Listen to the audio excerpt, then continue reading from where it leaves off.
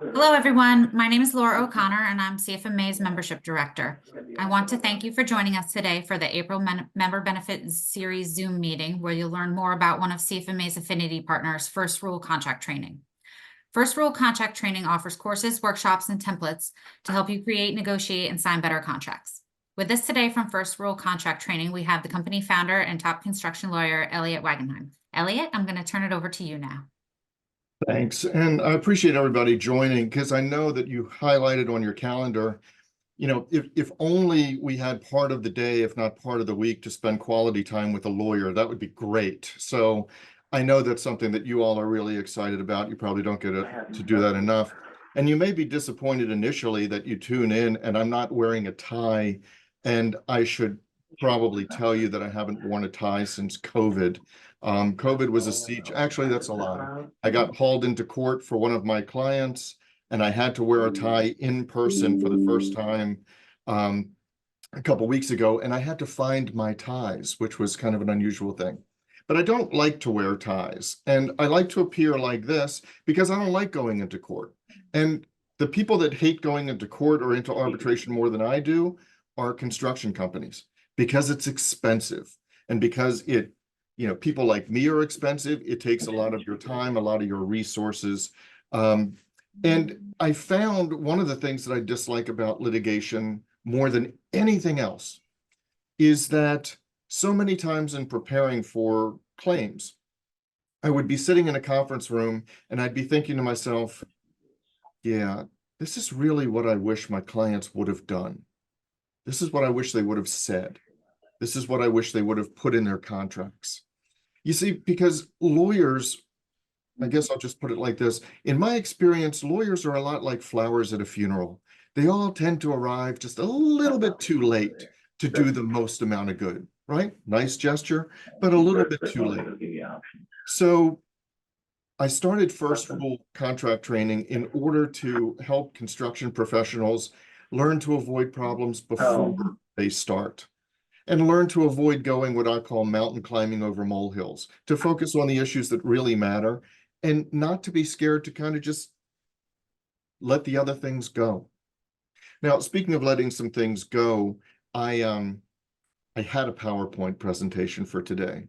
And I know, just like your excitement of tuning in to see a lawyer, you were really hoping to see slides because you just don't see enough of that in your everyday life. Presentations with slides and the speaker down in the little corner down here. And then I decided I didn't feel like doing a PowerPoint presentation. I just wanted to talk to you.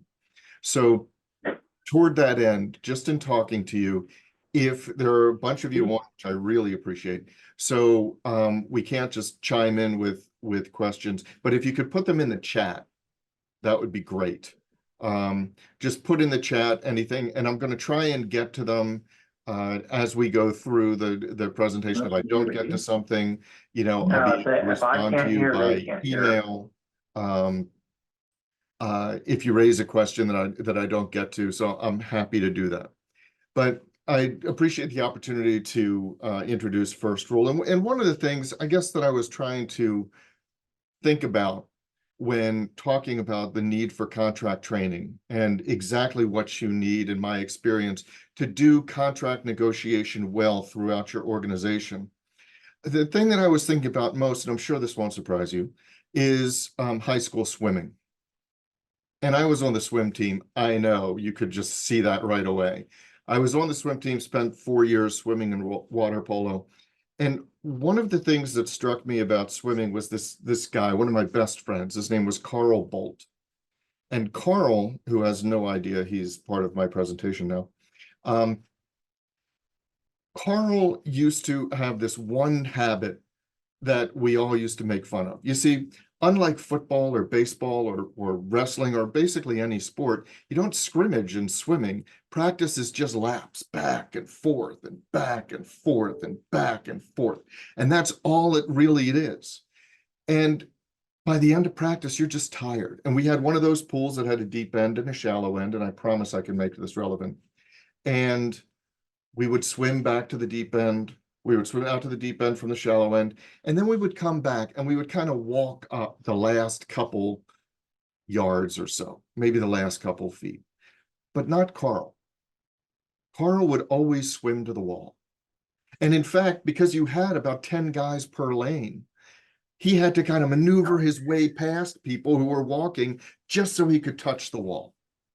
And we used to make fun of him for that. It became a game to stand in his way, and he would get a little bit disgusted. And it was just something high school kids did. But I thought about that a lot over the years. I thought about swimming to the wall and the value of swimming to the wall, of finishing everything about the task that you were assigned.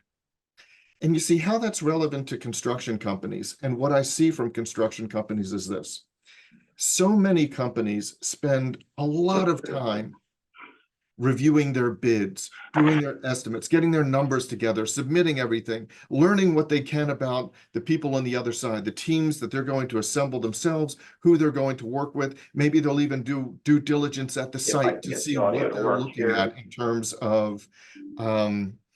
terms of site conditions, whether it's soil or hazardous material or whatever.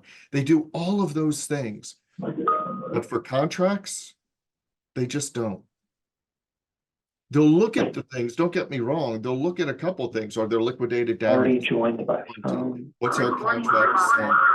I'm getting some feedback here, but what's our contract sum? What are we supposed to do in terms of what's the top number? What are our milestones?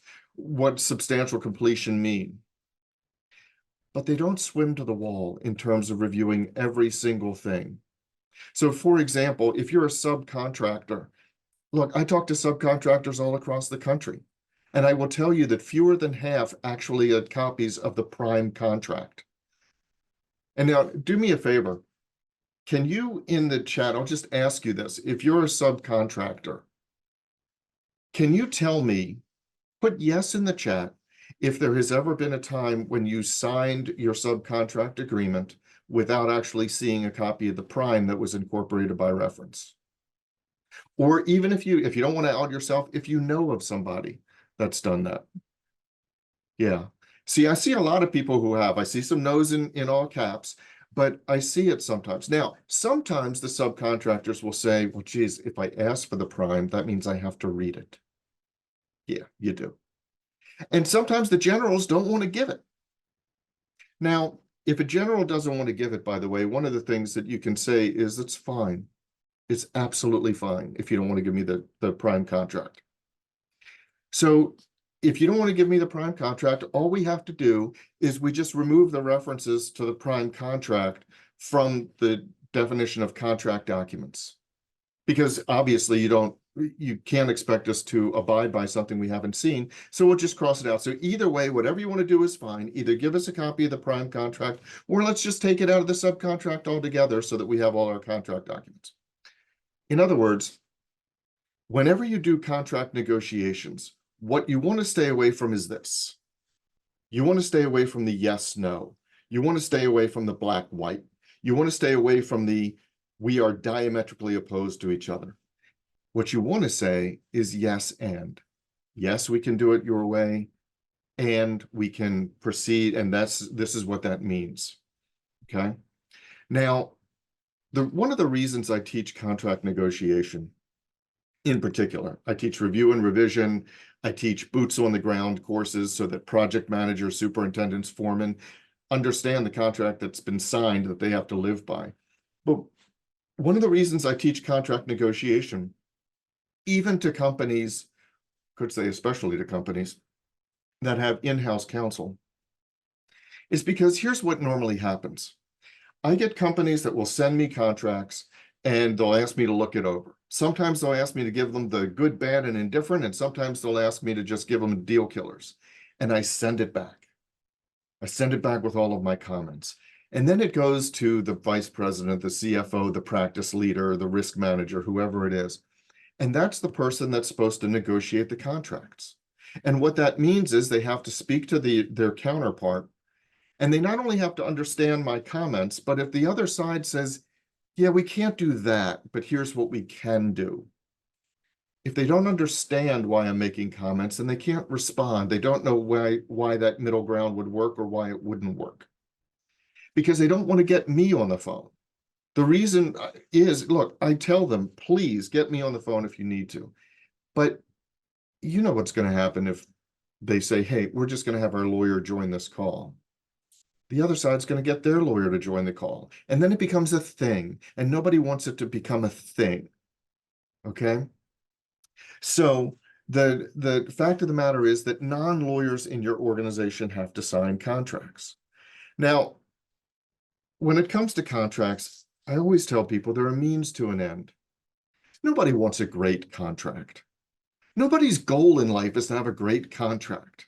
It's just like when you go to Home Depot and you buy a drill, it's not because you want a drill. You buy a drill because you want a hole. Nobody wants to get a picture hanger. They want to get a picture hung. Contracts are a means to an end. Great contracts lead to great projects, lead to great relationships, and build great companies. That's why I teach contracts. And that's why it's so important for everybody in your organization that touches contracts to understand them. And I'm passionate about this because it builds great companies.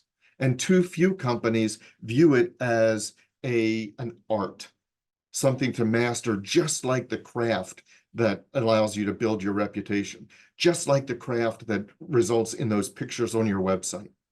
Contract training is mandatory. And the other thing about contracts is that most organizations have one or two people that actually understand them. So as big as your company grows, you've got this narrow pipeline. You've got this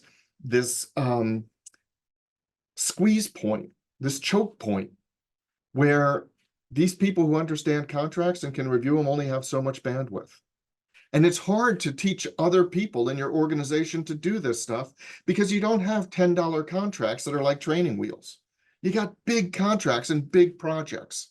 So you have to understand how to train your team so that everybody has the same consistent understanding.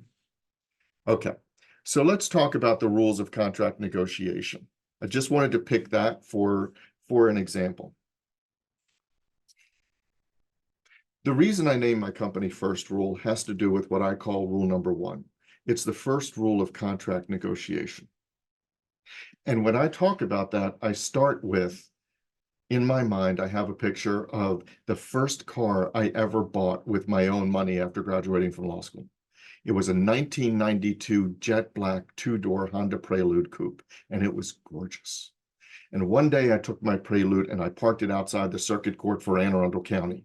And I had to get there in time for a hearing. Now, parking in Annapolis was notoriously scarce. And I found a space right in front of the courthouse, but it was only for 15 minutes. And it gave me a choice between having an angry judge on the one hand or getting a parking ticket on the other. I chose the ticket. So I parked in front of the courthouse. I went in, I spoke to the judge, I did my hearing. I came out and I had a bright yellow ticket on the windshield. And it said, $50. We don't take cash. We don't take credit cards. We don't take payment over the phone. Now, this was before the internet, so they didn't take payment online either. You know what they took? They took money orders. And that meant I had to walk into a bank and talk to an actual person. And I meant to do that. I really did, but I didn't. So 30 days passed and I got a note from the city of Annapolis saying $50. We don't take cash. We don't take credit cards. We don't take payment over the phone. We take money orders, $50. Now, what that meant was the city of Annapolis did not add on interest or penalties or anything like that. But I still meant to pay it. But I didn't because I didn't get a chance to run to the bank. So I got a third one the next 30 days and a fourth one. And then I got a fifth one, 5 years. They sent me invoices for the same $50 for 5 years. Now, here's a question. Enter this in the chat because I'd be interested if you can come up with the answer. What did the city of Annapolis want me to do? Just put it in the chat. What did the city of Annapolis want me to do? And what did the city of Annapolis make it hard for me to do? That's right. I can see them coming up now. Pay the ticket. The goal of any negotiation, The goal of anything that you want to get accomplished in a relationship is to make it easy for the other side to do what you want them to do. Make it easy for the other side to do what you want them to do is the first rule of contract negotiation. Now, I will tell you that this is what most people get wrong. Because what happens, what you really want in contract negotiation is for everybody to sign a fair contract. So what's the first thing that you do? You send back a red line that is just bleeding with edits and has all of these comments and all of these revisions all over the place so that anybody just looks at this and goes, have you ever gotten one of those emails from anybody? It doesn't have to be on contract negotiation, but just put a yes in the chat if this has happened to you. You ever get an email from somebody and you have to scroll to get to the bottom of it and you figure, that is not something I'm dealing with right now. Doesn't even matter the subject. Have you gotten that? Just, oh no, not today. That is an after lunch problem. That is a tomorrow problem. I see the yeses flooding in. Yes, that's a tomorrow problem. Exactly, Melissa. That's a tomorrow problem. So what happens is you're making it difficult. The people that wrote that email wanted you to do something. Answer a question, make an appointment, contact somebody, fix a problem. And by sending this long email that automatically, before you read it, becomes a tomorrow problem, they're violating rule number 1. So here's what you do. You don't send the red lines. You set themes. There are very, very few themes. For example, we need notice and a reasonable opportunity to cure. We can't be held responsible for something we can't control. The loss is only ours to the extent we caused it. Our performance has to be judged based on adherence to the contract documents. That's it, 4 themes. 4 themes. Now, if you just take one of those themes, we can't be held responsible for something we can't control. That ripples through indemnification, cleanup costs, assumption of risk, schedule modification, settlement and dispute resolution, damages, claims, all of that stuff. That's why you don't send the email. What you do is make a call. And now, look, I know I'm of a different generation than my kids. When I say to my kids, did you call her? They mean, yeah, I called her. But no, I'm talking about calling her, right? You actually have a personal connection with somebody and you say, hey, got your contract. And, we have some comments on the individual provision on the legalese. But right now, I was just hoping we could take 5 or 10 minutes because I have some questions for you that would make it a lot easier for us to review the contract. Do you have time for that? Great. Okay. Here's the thing. And I just want to discuss 4 things with you. A couple things with these. First of all, we just want to know if something is wrong, if we do something wrong, we just want notice and a reasonable opportunity to cure. And I know that you normally do this and this wouldn't be an issue, but you know how the lawyers write. Oh, and by the way, feel free to blame something on the lawyers. It's one thing you have in common with the other side. You know how the lawyers write. It's all of this all-encompassing language, and we just want to make sure that as long as it's not a safety issue or an emergency, that we have notice and a reasonable opportunity to cure. Is that okay? You will invariably get a yes. Okay, great. I figured that. Second thing, we know you need to hold us accountable. You need to hold us responsible. We have no problem with that. We wouldn't have it any other way. But we want to make sure that we are not held responsible for anything that's beyond our control. I mean, that's why there's a force majeure clause in the first place, right? So we want to be held responsible, but to the extent that something is our responsibility or within our control. Okay, and again, I know it's not your intention to hold us responsible for things outside of our scope or that we can't possibly control. But again, the legalese sometimes goes over the other direction. So I just want to make sure, are we okay with that? Great. Okay, the third thing is, again, you can hold us accountable. We want to be held accountable. But if there's a loss, it's only ours to the extent that we caused it. You're not looking to hold us responsible for a loss caused by somebody else, right? Great. And the last thing is, You're giving us contract documents, plans, specs, general conditions, what have you. That's our responsibility. Our performance is to be judged in accordance with the contract documents. And I figured that was your intent, but is that right? Yes, great, fine. Now, here's where the rest of the conversation takes place. Before, you often took the other side's contract and you would say, look, we have some changes. Could I send them to you? Would you take a look at it? You're like begging, hat in hand, please. Now what you're doing is you're saying, look, I appreciate the opportunity to speak to you. And you know as well as I do, all of these things ripple through. I could ask you to make a couple changes. Would it be easier for you if I just showed you what I mean by the language that we need to use to clarify? Would that, I figure that would take something off your plate. You will get the other side to say, yeah, I'd really appreciate that. So now you're doing them a favor. You use your themes, and then when you send the red lines, the comments are, I made this change because we agreed that this is just the notice and reasonable opportunity to cure that we agreed to. This is the theme that we're responsible for the loss, but only to the extent we caused it. And you can ripple through all of these provisions, and you've already plowed the road with 1 5-minute call. Routinely, I have clients go back and forth with 6, 7, 8, 9 different red lines, and they call me and say, look, we're at an impasse. Could you please make a call? And it takes me 5 minutes. Not because I'm a rocket scientist, but because I understand how to talk to the other side in accordance with what they need. Now, when you write, and I'm just going to go through this quickly, I talked to you about rule number 1. Rule number 2, the goal is not to write to be understood. I used to think the goal was to write to be understood until I realized that was stupid, because I always understand what I write. The goal is not to write so you can be understood. The goal is to write so you can't possibly be misunderstood. You don't think to yourself, how would the lawyer write? You think to yourself, how would a normal person write?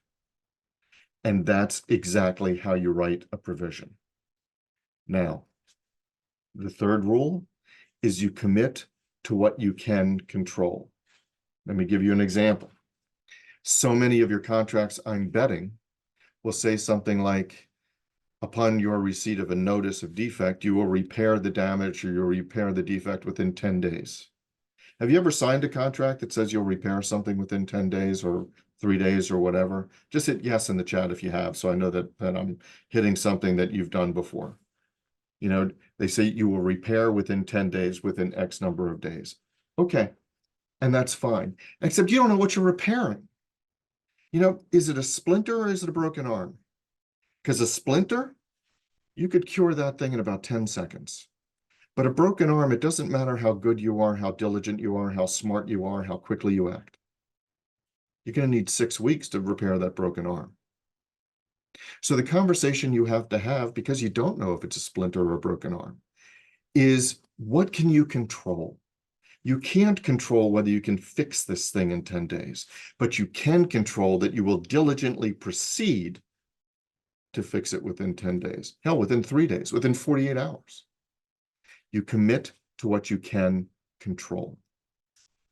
If you follow those 3 rules, make it easy for someone to do what you want them to do. Write so that you can't possibly be misunderstood, and commit to what you can control.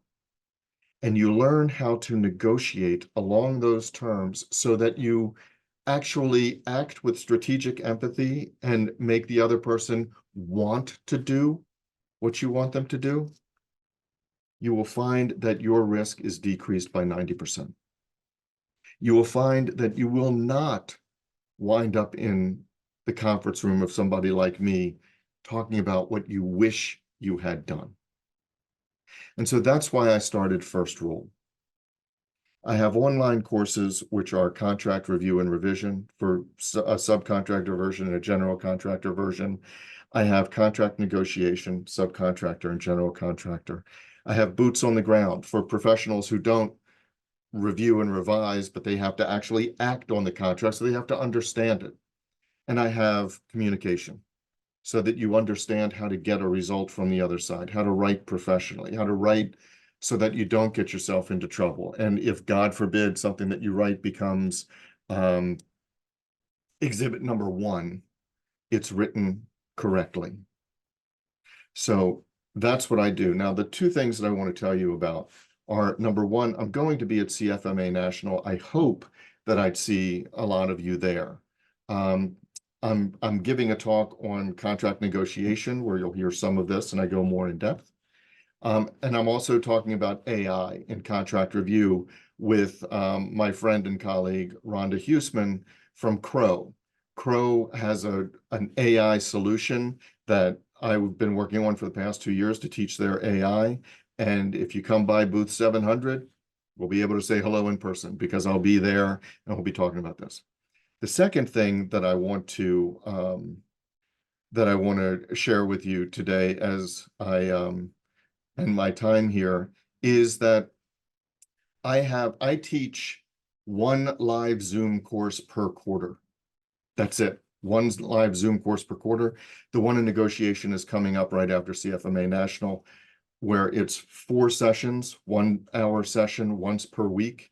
And CFMA members, because I'm an Affinity partner, first rule is an Affinity partner, get an automatic discount. So I'm sharing my screen. This is the QR code. If you're interested in learning more about it, if you're interested in signing up, I would encourage you to do so. There is a CFMA discount already built in. I love working with CFMA folks. So that's going to be a live course coming up in June, 1 hour per week. And once you're done, it's 4 hours just on contract negotiation. And I promise you, it'll be the best course that you've ever taken on this subject. So with that, I will open it up to questions to the extent that we have some time. And I wanted to thank you for the opportunity to actually speak with you. So Laura, I will turn it back over to you. And if we have questions, then please go ahead. And this is not a speak now or forever hold your peace, by the way. So please feel free to contact me outside of this as well. Thanks, Elliot. Does anyone have any questions? You can unmute and go ahead and ask them. Otherwise, I'll wrap us up. Any questions? All right, well, that was a lot of information. Thank you, Elliot. Sure, We absolutely. have recorded the session, so we'll be sending it out to all you attendees following the course a little later this week. So if you have any questions, they'll have Elliot's contact information in there. And of course, you can always email us at membership@cfma.org with all of your questions if you think of something later on. So I want to thank you all for attending today. I hope you found this presentation about our Affinity partner valuable. Our next session in the Member Benefits Series Zoom meetings will be held in June. You'll receive details and registration information as we get closer to that date. Again, until then, feel free to reach out to us if you have any questions. So thank you all for attending today and have a wonderful day. Thank you. See you later. Thank you. Bye.